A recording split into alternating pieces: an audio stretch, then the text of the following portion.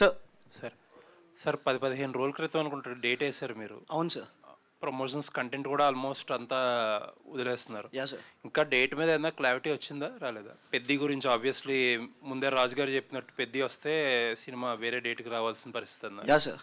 ఏదైనా క్లారిటీ వచ్చిందా ఇప్పటికైనా డేట్ గురించి? అంటే ఇంకా మాకు రాజ్ గారి నుంచి మాకు ఇంకేమీ రాలేదు సార్. సో రైట్ నౌ ఇంకా May 1st అనే మేము రిలీజ్కి వెళ్తున్నాం సార్. సో ఫర్దర్గా ఏదైనా క్లారిటీ వస్తే దాన్ని బట్టి డెసిషన్ తీసుకుంటాం సార్. అంటే కంటెంట్ అంతా 1 by 1 రోల్ అవుట్ చేసేస్తున్నారు ఒకవేళ. And obviously content roll out చేయడం అంటే మార్కెటింగ్ బడ్జెట్ కూడా ఎగ్జాస్ట్ చేయడం కదా. సో ఏంటి ఇప్పుడు లాస్ట్ మినిట్లో ప్లాన్ బి ఏంటి పరిస్థితి మరి? అంటే ఇట్లా ఓన్లీ బి ఒక 1 వీక్ డిఫర్ అవుతాం అంతే సార్, మ్యాక్స్ వీక్. సో మాకు ఏదైతే ఉందో సో మేము ప్లాన్ బి కిందే పెట్టుకొని ఉన్నాం సార్. సో 30th పెద్ది వస్తే 1 వీక్ సరిపోతుంది అంటారా? అంటే మా స్కేల్ ఆఫ్ మా సైజ్ ఆఫ్ సినిమాకి సరిపోదు sir. Not it won't be, ఎందుకంటే మేము ఆల్రెడీ ప్రమోషన్ చేసుకొని ఉన్నాం కాబట్టి, సో జనాల్లో కూడా తీసుకెళ్తున్నాం కాబట్టి, సో ఆల్రెడీ సో మా సైజ్ ఆఫ్ సినిమాకి I'm sure 7th will be good. ఎందుకంటే అప్పుడు అంతా హాలిడే సీజన్. సో అకామిడేట్ చేయడానికి కూడా జనాలకు కూడా చిన్న దిల్ బి hunger for content. So schools అందరూ పిల్లలు, ఎస్పెషల్లీ మాది it's being a fun film. So kids కానీ పేరెంట్స్ కానీ వీళ్ళందరూ ఫ్యామిలీస్ అందరూ రావడానికి ఇంకొంచెం బెటర్గా డెఫినెట్లీ ఉంటుంది సార్. సో నేను పెద్ద చూసేసిన తర్వాత ఆ బ్యాండ్ విత్ ఏదైతే ఉంటుందో సో అది మా దానికి అకామిడేట్ అయ్యింది sir. All the best. Thank you so much. JD garu sir. Sir మీరు ఇందాక మీరు చెప్తే మెమరబుల్ పర్ఫార్మెన్సెస్ అని చెప్పి గులాబీ కానీ అనగనగా ఒక రోజు కానీ, ఇప్పుడు ఈ రోజు చెప్తున్నారు అంటే మధ్యలో ఆల్మోస్ట్ 2 decades ఆఫ్ గ్యాప్ కనిపిస్తుంది. అంటే మీరు చేస్తున్నారు సినిమాలు, బట్ మేబీ మెమరబుల్ రోల్స్ విషయంలో నేను అంటే అదేనండి. అంటే అది యాక్టర్ చేతిలో ఉండదండి, అది ప్యూర్లీ డైరెక్టర్స్ చేతిలో ఉంటుందండి. ఫర్ ఎగ్జాంపుల్ ఇప్పుడు దయా ఉంది, నాకు after such a long time ఇవాళకి కూడా people talk and ask about దయా. సో ఒక మంచి డైరెక్టర్ వచ్చినప్పుడే ఏ యాక్టర్ అయినా బయటికి వస్తాడు తప్పండి. యాక్టర్స్ ఏమండి, కమల్ హాసన్ గారు అవ్వచ్చు, లేదా గొప్ప గొప్ప యాక్టర్స్ ఉన్నారు మధ్యలో, వాళ్ళకు కూడా బ్యాడ్ ఫిల్మ్స్ ఉంటాయిగా. అవును. సో అది మన చేతుల్లో ఉండదండి, అది purely depends on the director. Sir అంటే చాలామంది ఇలాంటి క్వశ్చన్ అడిగేటప్పుడు కొంచెం పాలిష్డ్గా మీరు సెలెక్టివ్గా వెళ్తున్నారా అంటారు కదా. అసలు మీరు సెలెక్టివ్గా వెళ్తారా, లేకపోతే మిమ్మల్ని మీరు అండర్ యూటిలైజ్ చేసుకుంటున్నారా, లేకపోతే ఇండస్ట్రీ సరిగ్గా యూటిలైజ్ చేసుకోవట్లేదు? వాట్ ఈస్ దట్ ఈ ఫేజ్ని డిస్క్రైబ్ చేయాలంటే? 3 ఒకటే అండి. మీరు అడిగినవి మీరు భర్త, మీ అమ్మ మొగుడా, లేకపోతే మీ మరదలు బావా అని. Sir what I'm saying is అంటే నేను సెలెక్టివ్గా ఉన్నప్పుడు ఆబ్వియస్గా industry also would be little apprehensive కదండి. ఇప్పుడు అంటే సంబంధం లేకపోయినా ఫర్ ఎగ్జాంపుల్ మా ఇద్దరి విషయమే చెప్పాలి. దయా అనే సిరీస్ వచ్చినప్పుడు నేను చెయ్యను అని కన్ఫర్మ్డ్గా అందరూ నమ్మారు. Even he was not sure. So అది కాంటెంట్ నచ్చితే చేస్తానండి, లేకపోతే చెయ్యను. కాబట్టి ఇండస్ట్రీ కూడా వాళ్ళు కూడా నన్ను చక్కగా మంచిదైతేనే అప్రోచ్ అవుతున్నారు. Thank you sir, looking forward. Thank you sir, thank you అండి. లేదు జీపీఎస్ మాత్రం భాను ఇందాక ఏదైతే ఆయన అన్నారో విచ్ నేను నమ్ముతున్నా అండి. లేకపోతే ఇంత ధైర్యంగా నేను అంత మహానుభావుడి సినిమాలతో నేను మాట్లాడేవాడిని కాదు. ఇది నేను తను అన్నట్టు సత్య తర్వాత లేకపోతే గులాబీ ఇంకోలాగా ధర్మ గురించి కూడా మాట్లాడుకుంటారండి. Thank you sir. Thank you sir. JD garu. Yes sir. Super sir, glimpse చాలా బాగుంది సార్. మాకు జనరల్గా ఏమనిపిస్తుందంటే సార్, కొత్త క్యారెక్టర్లు ఎవరైనా రాసినప్పుడు ఇలాంటి ఎస్పెషల్లీ ఇలాంటి క్యారెక్టర్ రాసినప్పుడు మలయాళం నుంచి ఎవరిని తీసుకుందాం, హిందీ నుంచి ఎవరిని తీసుకుందాం, తమిళ నుంచి ఎవరు తీసుకుందాం, అలాంటి సినారియో కనిపిస్తుంది. కానీ తెలుగులో ఇంత మంచి ఆర్టిస్టులు ఉన్నప్పుడు తెలుగులో ఎందుకు యూటిలైజ్ చేసుకోరు అన్నది కొంతమంది బాధ. ఇలాంటివి చూసినప్పుడు ఇంకొంచెం సైలెన్స్గా ఉంటారు ప్లీజ్, క్వశ్చన్స్ వినపట్లేదు కొంచెం. ఇలాంటివి చూసినప్పుడు అది ఇంకొంచెం ఎక్కువగా అనిపిస్తుంటుంది కదా. మీకు కూడా కొన్ని సినిమాలు చూస్తున్నప్పుడు అనిపిస్తుంటుందా ఇలాంటి క్వశ్చన్ మీ మైండ్లో కూడా రేజ్ అవుతుంటుందా? నాట్ రియలీ అండి. ఇప్పుడు ఇందాక ఆయన అడిగినట్టు చాలాసార్లు మాలాంటి యాక్టర్స్ని అప్రోచ్ అయితే మేము నో అన్న తర్వాత హిందీకి వెళ్ళి ఉండొచ్చు, తమిళ్కి వెళ్ళి ఉండొచ్చు, మలయాళంకి వెళ్ళి ఉండొచ్చు, లేదా ఒక్కొక్కసారి ఒక్కొక్క క్యారెక్టర్కి వీళ్ళైతేనే బాగుంటారు, అది హిందీయా తెలుగా తమిళ మలయాళం పక్కకు పెడితే అని ఒక డైరెక్టర్ డెసిషన్ తీసుకునే ఛాన్స్ కూడా ఉందండి. అంతేగాని మన తెలుగు వాళ్ళని అవాయిడ్ చేసి పరభాషకు వెళ్తున్నారు అనేది కరెక్ట్ కాదండి. క్యారెక్టర్ ఫిట్నెస్ అనేది ఉంటుందండి. కొన్ని క్యారెక్టర్స్కి వాళ్ళే సరిపోతారు. అండ్ వాళ్ళంటే హిందీ వాళ్ళు తమిళ వాళ్ళని కాదు, ఫలానా యాక్టరే సరిపోతాడు అని అనుకున్నప్పుడు I think they approach that way, అంతేగాని there is nothing like this. Blank check. నేను ఏ సినిమా చూసినప్పుడు ఇది నేను చేస్తే బాగుండని ఎప్పుడు అనుకోలేదండి. చెక్కులు ఎప్పుడు టెంప్ట్ చేయలేదు మిమ్మల్ని? చెక్కులు దాని మీద ఉన్న అమౌంట్లు ఎప్పుడు టెంప్ట్ చేయలేదా? లేదండి, ఆ చెక్కులు ఇచ్చే చేతులు అయితే టెంప్ట్ అవుతాయి కానీ ఆ చెక్కులు కాదు కదా. ఓకే. పవన్ గారితో ఏంటండి మీ ట్యూనింగ్, మీ బాండింగ్? ఎందుకంటే దయా చూసాం, ఇప్పుడు గాయపడే సింహం చూస్తాం, రేపు మగాడు సినిమా చూస్తాం. అంటే నేను ఇదివరకు దయా అప్పుడు చెప్పానండి, ప్రతి యాక్టర్కి, మళ్ళీ ఇందాక కూడా చెప్పాను, ప్రతి యాక్టర్కి అండి ఒక మంచి గొప్ప డైరెక్టర్ దొరికితే దాని విలువ తెలుస్తుంది. నాకు ఎప్పుడో దయా అయినా ఒక 1.5 yearకి నాకు పవన్ ఒకసారి ఫోన్ చేసి నాకు అప్పుడు మీరు చెప్పింది కరెక్ట్ అనిపించింది అన్నాడు. ఏది చెప్పాను ఎప్పుడు అన్న. దయా అప్పుడు ఎందుకు అంటే అది అదేదో వేరే కాంటెక్స్లో, అది ఆకాశంలో ఒక తార సినిమా గురించి మాట్లాడుతూ ఒక కాంటెక్స్లో ఫోన్ చేసి చెప్పినప్పుడు, ఇప్పుడు ఏంటంటే అండి మా ఇద్దరు రిలేషన్ అంటే because a fantastic director and fabulous director. So యాక్టర్కి ఒక మంచి డైరెక్టర్ దొరికితే why would I want to not love him or like him.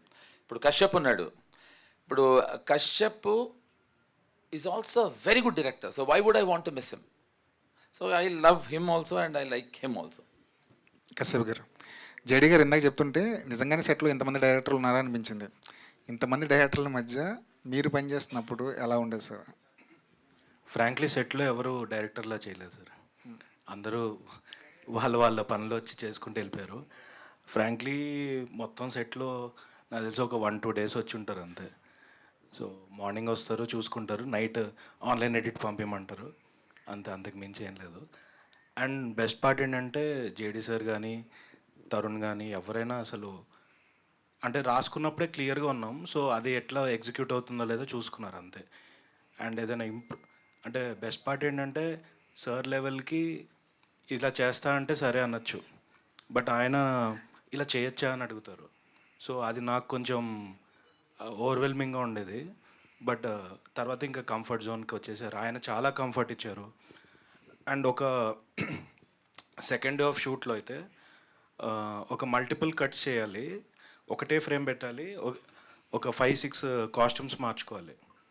So క్యారవాన్కి వెళ్ళడం లేట్ అవుతుందని పక్కనే వాళ్ళ స్టాఫ్ కానీ అందరినీ టీంని అడ్డం పెట్టేసుకుని షర్ట్ చేంజ్ చేసుకున్నారు. So I don't know, I mean ఇప్పట్లో చిన్న ఇన్ఫ్లుయెన్సర్స్ ఎవరైనా ఫేమస్ అయితే కూడా వాళ్ళు చేసే బిల్డప్ అదంతా వేరే లెవెల్లో ఉంటుంది. ఆయన వచ్చి జస్ట్ ఇలా అడ్డం నుంచోండి అన్నారు. నేను అప్పటికి ఏం చేశానంటే, సరే ప్యాంట్ బ్లాకే ఉంది కదా సార్, దీని మీద కవర్ అయిపోద్ది అంటే, ప్యాంట్ మార్చాలంటున్నావు కదా, వేరే దానికి కాంబినేషన్ కదా నీకు ఎందుకని మళ్ళీ టవల్ ఏదో అడ్డం పెట్టేశారు రంగ గారు అని మార్చేసుకున్నారు. అంటే సెట్ మధ్యలో పక్కన చిన్న ర్యాక్స్ ఉంటే అక్కడికి వెళ్ళి మార్చుకున్నారు. అంటే ఐ డోంట్ థింక్ అంటే ఆయనంత ఎక్స్పీరియన్స్కి అసలు అలా ఎవరు చేయరు. And that second day of film. So అలాంటి కంఫర్ట్ ఒకరు ఇస్తుంటే ఇది ఓవర్వెల్మింగ్ అండ్ అది వేరే లెవెల్. ఇప్పుడు ఇక్కడ అసలు డైరెక్టర్ ఇవన్నీ కాదు, అసలు అది ఓకే ఇలా ఉండాలేమో అనే ఫీలింగ్ వచ్చేలాగా చేశారు. So thank you so much sir. Comedy రాయడంలో చాలా కష్టం ఉంటుంటారు, కామెడీ రాయడం చాలా కష్టం ఉంటుంటారు. ఆయన మిమ్మల్ని జంజాల గారితో పోల్చారు. అంతమంది రమణ గారు కానీ జంజాల గారు కానివ్వండి, మధ్యలో చాలామంది ట్రెండ్లు మార్చుకుంటూ వచ్చారు. ఇప్పుడు ట్రెండ్ మారిపోయింది. అనుదీప్ లాంటి రైటరు కామెడీని కొత్త టైప్లో ప్రజెంట్ చేస్తున్నారు కదా. కామెడీ రాసే విషయంలో, ఈ స్క్రిప్ట్ విషయంలో మీరు ఫాలో అయిన ప్యాటర్న్ ఏమైనా కొత్తగా ఏమైనా అనిపించిందా? సార్ యాక్చువల్లీ అలా ఫాలో అవ్వాలని ఏం చేయలేదు, బట్ నాకు జంజల్ గారు, క్రేజీ మోహన్ గారు వీళ్ళంతా నాకు అంటే మనం పంచతంత్ర సినిమా ఎన్నోసార్లు చూసుంటాం, జంజల్ గారి సినిమాలు ఎన్నోసార్లు చూసుంటాం. అది సబ్కాన్షియస్గా వాళ్ళని ఇన్ఫ్లుయెన్స్ అయిపోతాం అంతే పెద్ద ఫాలో అని కాదు, వాళ్ళు అదే వస్తుంది మనకి, ఇంకోటి రాదు. ఇప్పుడు కొన్ని పంచులు వేస్తే మనం త్రివిక్రమ్ గారి సినిమాల్లో పంచులు వాడతాం డైలీ లైఫ్లో. సో అదే స్క్రిప్ట్లో రాసేటప్పుడు రిఫ్లెక్ట్ అయింది అంతే. అంతకుమించి వాళ్ళని కంపేర్ చేసే అంత సీన్ నాకు లేదు, but it's a compliment. So thank you అంతకుమించి ఏం చెప్తాం. అంటే సారీ, ఇప్పుడు మా సీనుకి ఒక kind of terrific sense of humour ఉంటే దీనికి అంటే I don't think it's the same. అంటే మళ్ళీ నువ్వు మా సీను లాంటిదే అనుకుంటారేమో. సీను ఒక different kind of sense of humour and దీనికి ఒక యూనిక్ సెన్స్ ఆఫ్ హ్యూమర్ అండి. అంటే అక్కడ నవ్వుకుంటాం, ఇంటికి వచ్చిన తర్వాత నవ్వుకుంటాం, అది అర్థమైన తర్వాత నవ్వుకుంటాం. All the best sir. Thank you sir. JD garu, sir ఇక్కడ చాలా చూజీగా వెళ్తున్నాను, స్క్రిప్ట్లో ఒక పట్టాన్ని నచ్చవు నాకు అని చెప్పారు ఇందాక మీరు. మిమ్మల్ని ఒప్పించడానికి ఎంత కష్టపడ్డారు ఈయన కేశవ్ గారు ఈ సినిమా కోసం? అస్సలు కష్టపడలేదండి. అంటే తను దయ అప్పుడు I remember meeting him and all. So అసలు ఆ ఫస్ట్ టైం నరేటివ్ వింటున్నప్పుడే, నరేట్ చేస్తున్నప్పుడే నేను పవన్ తను వచ్చారు.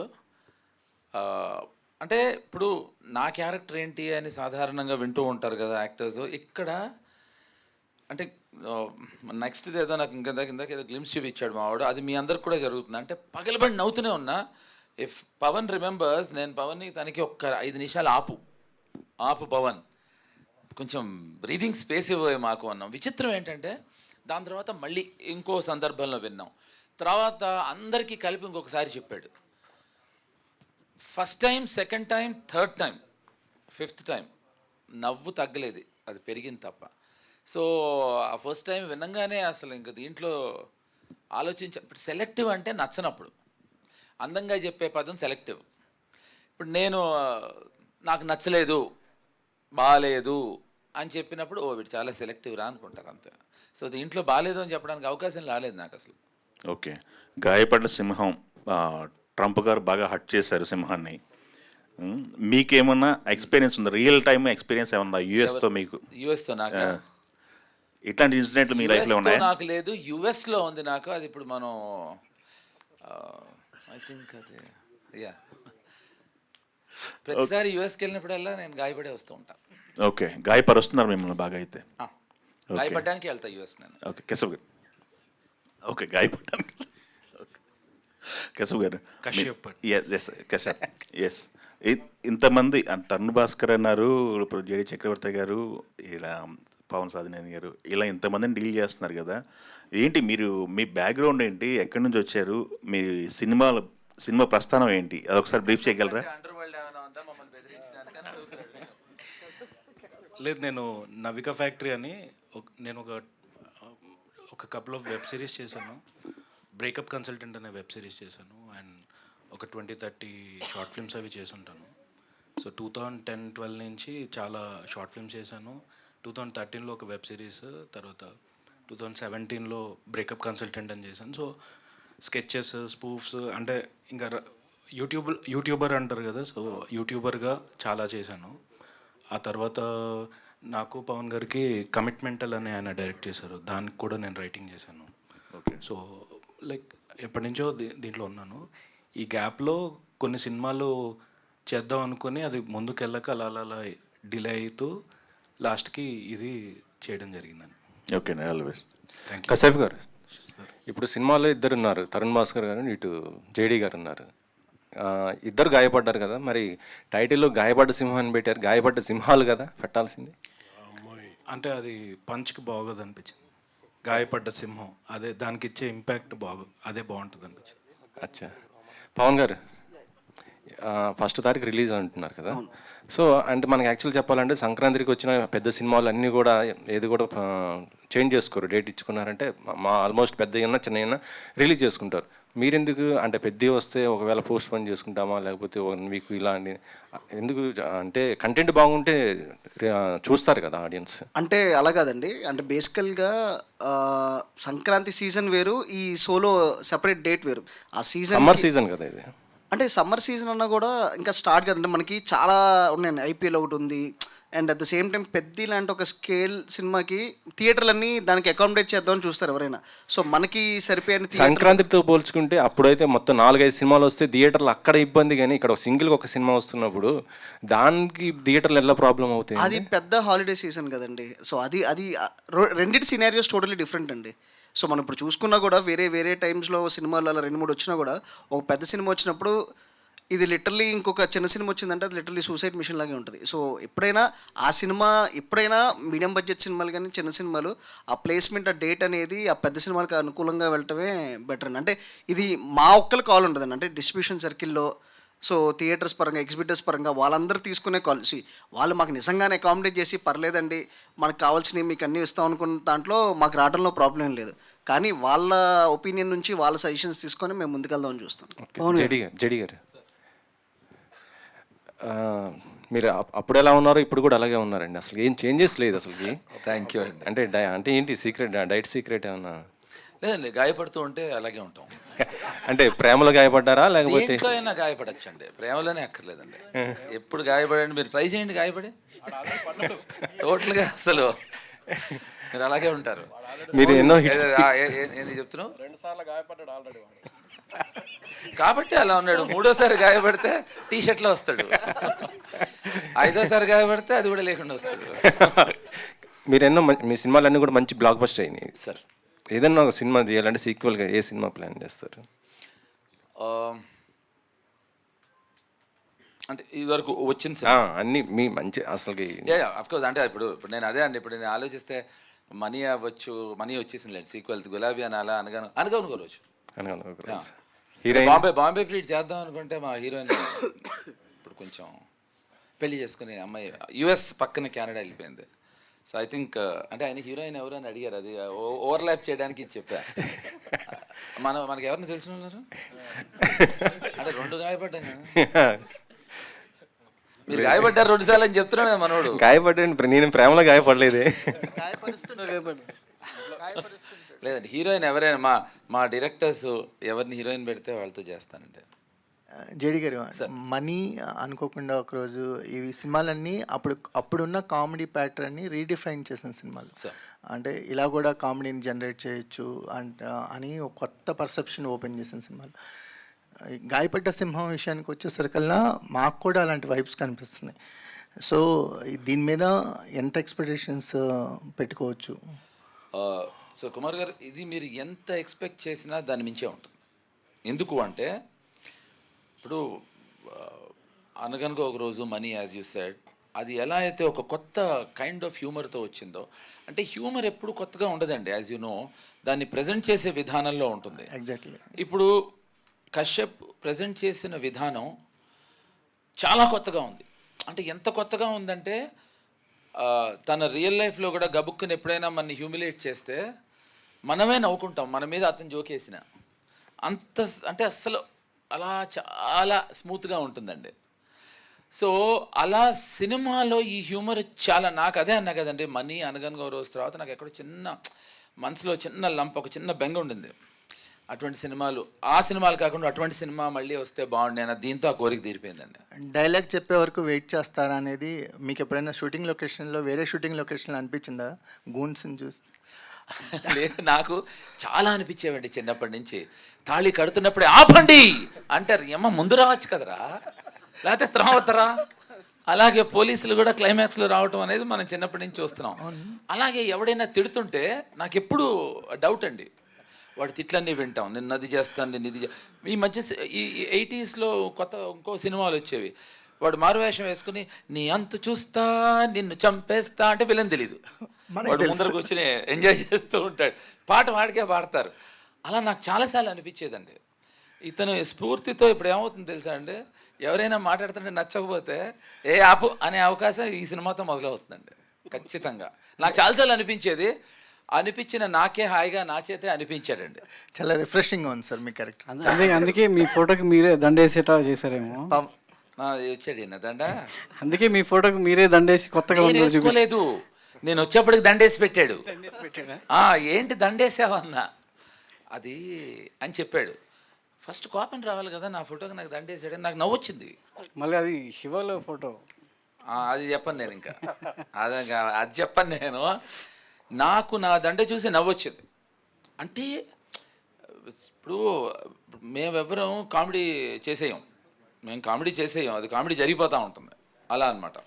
అలానే ఉంటేనే ఆడియన్స్ నవ్వగలరు కదా, మీరు నవ్వుతూ ఆడియన్స్ నవ్వించాలంటే కష్టం కదా. కాదు, విషయం చెప్పినా అండి, మనం ఆడియన్స్ అంటాం, ఫస్ట్ ఆడియన్స్ మేమే అండి. ఇప్పుడు సెట్లో మనం చేస్తుంది, సెట్లో వాళ్ళు నవ్వితే దెర్ ఆల్ ఆడియన్స్ అండి. మనం ఎక్కడో తెలియని ఆడియన్స్ అనేది అది ఎక్కడి నుంచి ఎవరు కాయిన్ చేశారో తెలియదు, కొత్తగా ఇంకోటి మొదలెట్టారు ప్రేక్షక దేవుళ్ళు అని. ఎవడరా అది కాయిన్ చేసింది, చంపుతున్నారండి. ఏమండి, మనందరం కూడా ఆడియన్స్, మనందరం దెయ్యాలం, ప్రేక్షక దెయ్యాలం మనం. సో దేవుళ్ళు కాదండి, దెయ్యాలే. ఎందుకంటే చూసీగా ఉంటాం మనం, ఎవరింటికి వెళ్ళి ఎవరితో దూరిపోవాలా, ఎవరి శరీరంలో దూరాలనే దెయ్యం చూసీగా ఉంటుంది. అలా ఆయన 2 సార్లు గాయపడ్డాడు కదా అని దెయ్యం ఆయన ఇంటికి వెళ్దాం. ఇప్పుడు మరి కాదు, థియేటర్స్ టెంపుల్ అంటారు కదా, దాన్ని ఎలా డిఫైన్ చేస్తారు? ఏమండి, first and foremost theatre temple అయితే మీరు స్నానం చేసి వెళ్తున్నారా టెంపుల్కి? గర్ల్ ఫ్రెండ్తో పక్కన కూర్చుని సినిమా చూస్తున్నారా? టెంపుల్లో అవన్నీ చేస్తారా అంటే ఏమండి, theatre is a creative place. You go there to get entertainment. టెంపుల్కి ఎంటర్టైన్మెంట్కి వెళ్తామండి. ఇది ఏంటంటే కాయినింగ్ చేస్తాం అన్నమాట, బాగుంటాయని అది నచ్చి, సౌండింగ్ నచ్చి మిగతా వాళ్ళు ఫాలో అవుతారు. జేడి గారు, మీ టీమ్ రామ్ గోపాల్ వర్మ గారు కానీ మీరు కానీ నాట్ ఓన్లీ యాక్టర్స్, మీ టీంలో ఇంటెన్స్ రైటర్స్ ఉండేవారు. బట్ అదంతా కూడా ఇప్పుడు ఆగిపోయింది. అనురాగ్ కశ్యప్ గారు కూడా రైటర్ అనేసి యాక్టర్ అయిపోయాడు. సో అదంతా అంటే కంప్లీట్గా షట్ డౌన్ అయిపోయిన పరిస్థితి ఉంది ఆ ఇంటెన్స్ రైటింగ్ అనేది. సో అది ఆ ఫీలింగ్ అనేది ఉందా? మీరు కూడా ఒక ఇంటెన్స్ రైటింగ్ డైరెక్షన్ చేశారు కదా. కరెక్ట్ అండి. అంటే it's a very very thoughtful question. But what I'm saying is sir, ఇప్పుడు పెంటి కొద్దీ రొట్టె. ఇప్పుడు సపోజ్ రేపు బాను సినిమా తీసి నాకు ఒక ఇంటెన్స్ రైటింగ్ స్టోరీ కావాలంటే, లేదా తను ఒక ఇంటెన్స్ స్టోరీ కావాలంటే probably we would come at with that. ఇప్పుడు as you know the trend is, చెప్పే కదండి, ఈ ప్రేక్షక దేవుళ్ళకి నచ్చిందని ఏదో ఒక ట్రెండ్ ఉంటే, ఇప్పుడు బాంబేలో కొత్త ట్రెండ్ ఏంటి తెలుసా మీకు? నేను పెద్ద ప్రొడ్యూసర్ మొన్న రైటర్స్కి చెప్తున్నాడు, మినిమం 3.5 hours లేకపోతే సినిమా నాకు వద్దన్నాడు. ఇదేమ్మా, ఇది ఎక్కడ కూడా రా, నిన్నటి వరకు ఏమో మాకు 2 hours 20 ఏదో లెక్క 2 hours 24 minutes 35 seconds కన్నా ఎక్కువ ఉండకూడదని. So the whole thing is, ఇప్పుడు 4 గంటల సినిమా సూపర్ డూపర్ హిట్ అయింది కదా, so everybody thinks minimum 3.5 hours ఉండాలి. సో రైటింగ్ కూడా అంతే అండి. Intense writing is nothing got to do with films అండి, it is got to do with directors. ఇప్పుడు నేను రైటర్గా, ఇప్పుడు నేను రైటరే, రాము గారి సినిమాలు చాలా రాశాను. ఒక రైటర్గా director has to ask me అండి, ఒక ఇంటెన్స్గా నాకు ఇంటెన్సిటీతో ఉండే, ఇప్పుడు వాళ్ళకి కావాలి అన్నప్పుడు వాళ్ళు వస్తారండి. అనురాగ్నే నేను వాడికి చెప్తానండి, నా దగ్గర కూడా అసిస్టెంట్ అండి వాడు, ఖచ్చితంగా వాడిని యాక్టర్ అయి తప్పైందని మీరు అన్నారని వాడికి చెప్తానండి. దురంధర్ చూసిన తర్వాత మీకు పాత రోజులు అంటే మీ రోజుల్లో చేసిన వర్క్ అదంతా గుర్తుంది. వర్మ గారు అసలు కంప్లీట్గా ఎలివేషన్ ఇస్తున్నారు. కాదండి, అసలు ఆ అవకాశం ఆదిత్యధర్ గారు ఇవ్వట్లేదు. నేను సత్యనే తీసాను ఆయనే అంటున్నారు. సో అవకాశం ఇవ్వట్లేదు ఆయన, ఆ రోజుల్లో అనే అవకాశం ఇవ్వట్లేదు. ఆ రోజుల్లో కూడా ఈ రోజుల్లాగే ఆ రోజులతో తీసిందే ఈరోజు తీసాను అని ఆయనే అన్నప్పుడు, సో యూ ఫీల్ హ్యాపీ అండి. అండ్ ఇప్పుడు your work, if someone recognises your work, అంతకు మించి క్రెడిట్ ఉండదండి. ఇప్పుడు ఇందాక భాను చెప్పినట్టు నాకు ఈ సినిమా తర్వాత ధర్మ అనుకోవాలని, లేదా పవన్ చెప్పినట్టు, కశ్యప్ చెప్పినట్టు, it's someone is remembering your work. I think that itself is a great compliment అండి. All the best sir. Thank you sir. Thank you అండి. జేడి గారు సార్, ఇక్కడ సార్ మీ చేతి మీద టాటూ ఏమో సత్య అని ఉంది, అక్కడ బ్యాక్గ్రౌండ్లో ఫోటోకి దండేసి ఉంది. సత్య అనేది మీ ఐకానిక్ మూవీ. సో ఈ సినిమాలో సత్య రిఫరెన్స్లు ఏమన్నా ఉంటాయా ఎక్కువగా? అంటే మీ రోల్ ధర్మ అని ఉంది ఇక్కడ, అంటే సత్య మీ ఫాదర్ లాగా అలాంటి రిఫరెన్స్లు ఏమన్నా ఉంటాయా? ఇప్పుడు నన్ను తిట్టాడా పొగిడా? సత్య ఐకానిక్ రోల్స్ అంటే మీరు కాదు, ఇప్పుడు ఇది అన్యాయం కదా. పొగిడారా? అచ్చా, అయితే ఓకే, ఫాదర్ ఓకే. నేను డైగ్రెస్ అయ్యాను. అంటే తను ఏం చేస్తాడంటే అండి, అదే చెప్పా, మేమందరం భయపడుతూ ఉంటాం, ఏదైనా కొత్త సినిమా రిలీజ్ అయితే చాలు మా Kashyap he knows how to use it. దీనికి రిఫరెన్సెస్ లేదా దాని నుంచి తీసుకోవటం లాంటివి ఏం కాదండి. But there is some reference to my character, but సత్యాకి దీనికి సంబంధం లేదండి అసలు. జేడి ఇక్కడ ఇప్పుడు అడుగుదా, దయా చేసింది కదా మీరు ఇద్దరు కలిసి, దయాలో ఉన్న బ్యాలెన్స్ వర్కౌట్ చేయడం కోసం ఈ సినిమా చేసిన, నిజంగానే క్యారెక్టర్ నచ్చి స్టోరీ నచ్చి చేసినావా? దయాలో బ్యాలెన్స్ వర్కౌట్ ఎట్లా చేస్తామే? దయాకి దీనికి ఏ సంబంధం లేదు. మొన్ననే పైగా నేను దయాస్ మళ్ళీ సినిమా తీద్దాం అనుకుంటున్నా అని చెప్పిండు ఆయన. దయాకి దీనికి అసలు సంబంధం లేదు, ఇట్లా అసలు సంబంధమే లేదు. ఇప్పుడు జేడి అనే వ్యక్తి చాలా రోజులు అయింది ఆన్ స్క్రీన్ మీద, అంటే థియేటర్లో రిలీజ్ కాక. కరెక్ట్. ఈ సినిమా రిలీజ్ అవుతుంది, నీకని అనిపిస్తుంది అట్లా ఎందుకు అయింది ఇన్ని రోజులని? అయ్యి ఉంటే చేసి ఉంటేటుండే కదా, మనకు తెలియలేదు. ఇప్పుడు నువ్వు చెప్పినావు కదా, ఇంటికి వెళ్ళి ఆలోచిస్తా, అరే మనవాడు చెప్పిండు మధ్యలో ఎందుకు చేయలేదని. లేదే అంటే ఇట్స్ లైక్, ఒకసారి సునీల్ గవాస్కర్ గారు చెప్పారు కామెంటరీలో. ఆయన ఏమన్నారంటే, ఇప్పుడు when you know things are not working, so చిన్న బ్రేక్ తీసుకో, అంతేగాని ఆడేసి ఎట్టాగైనా సెంచరీ కొడదాం అనుకుంటే అది దొబ్బుద్ది. సో బెటర్ టేక్ బ్రేక్ అని. సో నా అదృష్టం ఒక దయా తర్వాత మధ్యలో మళ్ళీ నువ్వేం అన్నీకి లేదు, అది బాగాలేదు అందుకని ఇది చేసినావా అని కాదు. ఒక దయాలంటే ఒక సూపర్ హిట్ తర్వాత మళ్ళీ నేను ఒక మంచి అద్భుతమైన కంటెంట్ సెలెక్ట్ చేసుకున్నాను. ఇప్పుడు ఇంతకు ముందు మీరు పనిచేసిన డైరెక్టర్స్ కానీ ఆ రోజు నుంచి ఈ రోజు వరకు మీరు చూసుకుంటే వర్కింగ్ స్టైల్ అనేది ఎట్లా మారింది తెలుగు సినిమా ఇండస్ట్రీ అంటే ఏం చెప్తారు? డైరెక్టర్స్ వర్కింగ్ స్టైల్ టెక్నిక్ ఏం మారలేదు, టెక్నాలజీ మారింది. సో ఇదివరకు అంటే ఈ సినిమాకి దయాకి అది వర్తిస్తుంది. పవన్ దయాతో నాకు ఫెంటాస్టిక్ ఎక్స్పీరియన్స్ ఏంటంటే మేము పొద్దున్న సీన్ షూట్ చేసేవాళ్ళం, సాయంత్రానికి ఫైనల్ కట్ చూపించేసేవాడు తన ఎడిటర్ కూడా. నెక్స్ట్ డే మార్నింగ్ వచ్చేవాడు బ్యాక్గ్రౌండ్ స్కోర్ కూడా అయిపోయేది. ఇదేంటి దేనిది రిఫరెన్స్ అంటే లేదు, మ్యూజిక్ డైరెక్టర్ పంపించి చేయించేసే అనేవాడు. సో టెక్నాలజీ మారింది తప్ప రాము గారు కూడా ఇలాగే ఉండేవారు. సో టెక్నాలజీ మారింది, taking presentation making I absolutely think అదేం చేంజ్ అవ్వలేదు, క్యాన్వసెస్ మారే అంతే. చాలా చేంజ్ అయ్యాయి కదండి. రామ్ గోపాల్ వర్మ గారు అమితాబ్ బచ్చన్తో సర్కారు 21 days 30 daysలో తీశారు. ఇప్పుడు సంవత్సరాల తరపుడు తీస్తున్నారు సినిమా ఆయన మారారు. సినిమా గురించి అడిగారు మీరు, అంటే ఏం మారిందా అని అడిగారు. ఆయన మారారు. ఆయన 21 రోజులు కాదండి, 28 రోజుల్లో తీశారు సర్కారు. అదే 21 రోజు నెల రోజులు అన్నాను. అంటే మనలో అన్నమాట. ఇప్పుడు ఏమవుతుందంటే కొంతమందిని ఇంప్రెస్ చేయడానికి 1 day చాలు, ఇంకొంతమందిని ఇంప్రెస్ చేయడానికి 1 week పడుతుంది, ఇంకొంతమందిని ఇంప్రెస్ చేయడానికి 1 year పడుతుంది, ఇంకొంతమందిని ఎప్పటికీ ఇంప్రెస్ చేయలేం. సినిమాని బట్టండి, పిండి కొద్దీ రొట్టె. సర్కార్ 28లో అయిందండి, ఇంకో సినిమా 1 year పడుతుందేమో. ఇప్పుడు నెంబర్ ఆఫ్ డేస్ పడటం వల్ల డైరెక్టర్ గుడ్డు అవుడు, త్వరగా తీస్తే బ్యాడ్ అవడండి. కానీ డిలే అవుతుంది కదండి. డిలే 100 reasonsకి అవుతున్నాయి. అప్పుడు సర్కార్ మేము తీసినప్పుడు ప్రాబబ్లీ బచ్చన్ సాబ్ అప్పుడు 3 సినిమాలే చేస్తూ ఉండొచ్చు, ఇప్పుడు 30 చేస్తూ ఉండొచ్చు. ఇప్పుడు వర్మ గారికి అడ్వాంటేజ్ ఏంటంటే నెల రోజుల్లో సినిమా తీయడం వల్ల ఆ సినిమా ఆడినా పోయినా ఇంకో సినిమాతో ఇంకో నెల రోజుల్లో రెడీగా ఉండేవాడు ఆయన. అవునండి. ఇప్పుడు సంవత్సరాల తరబడి సినిమా తీస్తున్నారు, అది ఆడుతుందో తెలీదు, నడుస్తుందో కూడా తెలియదు. నడవకపోతే చాలా కోట్లు. ఇప్పుడు వర్మ గారి సినిమాలతో అట్లా అంత ప్రాబ్లం ఉండేది కాదు కదా. కరెక్ట్ అండి. అంటే ఇప్పుడు అదే చెప్పా కదండి, సినిమాలు మారలేదు. ఇప్పుడు రాము గారు ఎందుకు ఇలా మారారు అనే దాని మీద నేను సీరియస్గా ఇవాళ ఆయన అడిగి ఇలా మీరు రాము గారు మళ్ళీ కలిసి చేసేది ఏమైనా అవకాశాలు ఉన్నాయా? ఇప్పుడు రాము గారితో ఏంటంటే అండి, ఆయన మనకి ఇవాళ చేయాలి అనే విషయం నిన్న చెప్తారు. భానుగారు ఏమండి అక్కడ don't laugh it's a serious matter అన్నారు, మీ అందరూ కామెడీ అంటున్నారు, ఎరగబడి నవ్వుతారు అంటున్నారు, ఏంటి సెటైరా? కాదండి, అస్సలు కాదండి. అక్కడ క్యాప్షన్ ఉంది అక్కడ.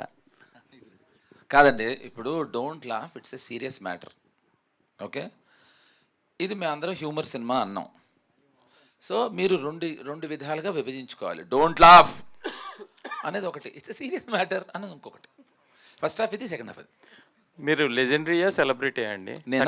37 years అయింది. కాదండి, నేను లెజెండ్ సెలబ్రిటీ కాదండి, I'm a legendary celebrity. Volume 1.5 అది, అందుకనే 1.5 నేను. పవన్ గారు, సో ఎక్కడ మీకు గాయపడ్డ సింహం కనిపించట్లా?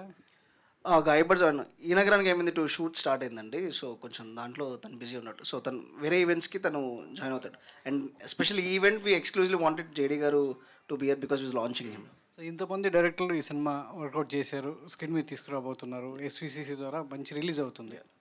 బ్యానర్కి ఒక గుడ్ విల్ ఉంది. ఆ బ్యానర్ నుంచి వచ్చే సినిమా సో ఎలా ఉంటుందో అనేది సో ఇప్పుడు ఒక ట్రేడ్ మార్క్ ఉంది. సో ఆ బ్యానర్లో రిలీజ్ అవుతున్నటువంటి సినిమా సో ఎంతవరకు బ్యానర్ వాల్యూ నిలబెడుతుంది? ఇంతమంది కలిసి దర్శకులు చేసిన సినిమాకి ఎలాంటి ఐడెంటిటీని తీసుకొస్తుంది? డెఫినెట్ ఏంటంటే అది ఏమాత్రం, ఎందుకంటే రాజు గారు ఆయన మాకనే ఎక్కువ కాన్ఫిడెంట్గా ఆయన ఉన్నారు. సో చూసిన తర్వాత సో ఎందుకంటే ఆయన వేరే ఏరియాల నుంచి ఏదన్నా ఎంక్వైరీస్ వస్తున్నా కూడా ఈ డిసైడ్ టు ఆయన సొంతగానే మొత్తం అంతా చేద్దామని డిసైడ్ అయిపోయారు. యూఎస్ కానీ ఇదంతా, అది ఆ కాన్ఫిడెన్స్ ఇట్ సెల్ఫ్ మాకు అది biggest boost. So he is very happy and proud about it. ఓవర్సీస్లో కూడా రిలీజ్ అవుతుంది, అక్కడి నుంచి ఏమన్నా థ్రెట్స్ వస్తాయా సినిమాకి? మరి ట్రంప్ మీద సినిమా తీశారు, అక్కడి నుంచి ఏమన్నా థ్రెట్స్ వచ్చే అంత అసలు యుద్ధం జరుగుతుంది, 200% ఏదైనా ట్యాక్స్ వేస్తాడు ట్రంప్. సో మీ సినిమా వల్ల తెలుగు సినిమా మీద కూడా ట్యాక్స్ వేసే అవకాశాలు ఉన్నాయి. ఆల్రెడీ నిర్ణయం తీసుకున్నారు కాబట్టి గోహెడ్ అంటారేమో, అంతే కదా?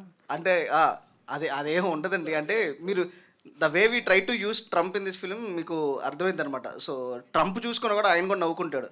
యాక్చువల్లీ ఓ నాలో ఈ ఫన్నీ యాంగిల్ ఉందని చెప్పేసి చూపించాలి ఎందుకంటే ఆ వార్ చెప్పండి మైక్లో చెప్పండి. వెల్ ఈ సినిమా నాకు తెలిసి గైస్ ఫస్ట్ ఆఫ్ మే నుంచి వార్ ఆగిపోబోతుంది. ఎందుకంటే మే ఫస్ట్ వరకు వార్ జరగాలండి మీ ఉద్దేశం? ఈయన కాదండి, మే ఫస్ట్ మే ఫస్ట్ మీరు అడిగారండి. మే ఫస్ట్ నుంచి వార్ ఆగిపోతుంది. ఆగిపోవాలండి. కాదు ఆగదండి, ఇవాళ నుంచి ఆపుదాం అనే ప్లానింగ్ తో ఆపేస్తారు. టోటల్ గా అప్పుడు ఆగిపోతుందండి. నేను ట్రంప్ తో నిన్న పొద్దున మాట్లాడి వచ్చాను. భాను గారు, ఇంకేం కావాలి చెప్పండి మీరు. భాను గారు సార్, మీ పాస్ట్ ఫిలిం చూసుకుంటే కనుక ప్రమోషనల్గా కూడా చాలా బాగా పుల్ చేశారు. అయితే ఈ జీపీఎస్కి వచ్చేసరికి మీరు ఒక్కొక్క ఈవెంట్ పెట్టి ఒక్కొక్కరిని ఇంట్రడ్యూస్ చేస్తూ ఒక డిఫరెంట్ వేలో వెళ్తున్నారు. ప్రమోషనల్గా మీరు ఎలాంటి ఒక స్ట్రాటజీస్ని ఫాలో అవుతారు అండ్ ఏమనుకున్నారు అంటే వాట్ యుల్ సే సార్? అంటే కాంటెంట్ నుంచే వస్తుందండి ప్రమోషన్. మన సినిమా మనకి ఇచ్చే కాన్ఫిడెన్స్ మనం చూసుకుంటాం కదా, రషెస్ అవన్నీ. ఇందులో కాన్సెప్ట్ ఉంది, డిపోటేషన్, ఒక ట్రంప్. మాకు మోర్ దెన్ మెయిన్ చేసే ఈవెంట్స్ కంటే ట్రంపే మాకు ఎక్కువ ప్రమోషన్ చేస్తున్నాడు. And we are just enjoying it. Anil రావిపూడిని ఫాలో అవుతున్నట్టున్నారు ప్రమోషన్లో. అంటే ట్రంప్ని ట్రంప్ కార్డ్ లాగా వాడదాం అనుకుంటున్నాను. అంతే అండి, ట్రంప్ని ట్రంప్ కార్డ్లో వాడుతున్నాము. అండ్ కాంటెంట్ కూడా బాగుంది కాబట్టి ఇట్ ఈస్ రీచింగ్ అవుట్, అందరికీ నచ్చుతుంది. సారీ అండి, ఆయన అన్నదానికి నేను సమాధానం చెప్పాలి. ఒక సక్సెస్ఫుల్ సినిమా తీస్తున్నామని నాకు అర్థమైపోయింది. ఎందుకంటే అనిల్ ఎంత సక్సెస్ఫుల్ సినిమా తీస్తున్నాడో అలా మేము కూడా తీస్తున్నాను. ఎందుకంటే ఆయనే అన్నాడు, మళ్ళీ నేను అనలేదు అంటాడు ఆయన. కశ్యప్ గారు సార్, యాక్చువల్లీ ఇప్పుడు చూస్తుంటే చాలా వరకు సినిమాలు ట్రైలర్ వరకు they are impressing all the audience, but థియేటర్కి వెళ్తే we are not getting that much of satisfaction. What you'll say about GPS గురించి ఏం చెప్తారు? అండ్ అందరూ ఇందాకే జేడి గారు చెప్పడం జరిగింది, ఇంతమంది డైరెక్టర్స్ ఉన్నా తనకి ఏది కావాలో అదే చేయించుకున్నారని. సో మేము ఎంత ట్రస్ట్ చేయొచ్చు మిమ్మల్ని అంటే వాట్ యుల్ సే సార్? ఎన్ని సినిమాలు వచ్చినా మళ్ళీ ట్రస్ట్ చేసి వెళ్ళాల్సిందే. సో మీకు తప్పదు, మాకు తప్పదు. సో మేమైతే ఎవరు కూడా లైక్ మేము ఒకటి నమ్మి తీస్తాం, నన్ను నమ్మి వీళ్ళు వచ్చారు, మమ్మల్ని అందరిని నమ్మి మీరు రావాలి. సో ఇది ప్రాసెస్ అది. సో ఒకటి ఏంటంటే మేమైతే బ్లఫ్ చేయట్లేదు, మేము మాకు అనిపించింది చెప్తున్నాం. మా అనిపించింది కరెక్టా రాంగా మీకు మే ఫస్ట్ తెలుసు. తేడా వస్తే వాళ్ళు మిమ్మల్ని ఏమనరు, కానీ ఇక్కడ డబ్బులు ఇచ్చిన వాళ్ళు అయితే తిట్టుకుంటూ వెళ్ళిపోతారు. అది మిమ్మల్ని ఆపలేం కదా సార్. మీరు తిట్టండి, పొగడండి, అది మే ఫస్ట్ రోజు మీ చేతుల్లో ఉంటుంది సార్. అప్పటి వరకు మా చేతుల్లో ఉన్నది మేము చేస్తాం. లాస్ట్ క్వశ్చన్ అండి. ఓకేనా సార్, అడగచ్చా? ఓకే. అంత బెదిరించి పెడతాడు మావాడు. జేడి సార్, అంటే Josh was almost your come back. ఆ టైంలో మీరు అప్పుడు కూడా యువర్ దిస్ కాన్ఫిడెంట్. సో జోష్తో మిస్ అయింది. లెట్ మీ టెల్ యూ, ఇది నేను రాజుకి ఫస్ట్ నుంచి చెప్పాను, అప్పుడు చెప్పాను. No I was never confident about Josh. ఇది నేను జోష్ కథ విన్నప్పుడే నేను రాజుకి చెప్పాను. I told him. అండ్ అతను ప్రెస్ మీట్లో కూడా రిలీజ్ అయిన రోజు కూడా చెప్పాడు, తను ఆ విషయం తనే చెప్పాడు, that Chakri was never confident or never. So no I was, నేను అదే అందుకనే, బికాజ్ నాట్ దట్ నేను జెన్యున్గా మాట్లాడతాను కాదు, నా ప్రాబ్లం ఏంటంటే I want to express my self.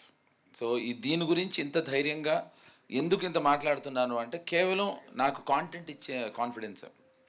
So I really want to tell you that that's what he's happened for Josh. Okay, Kashyap.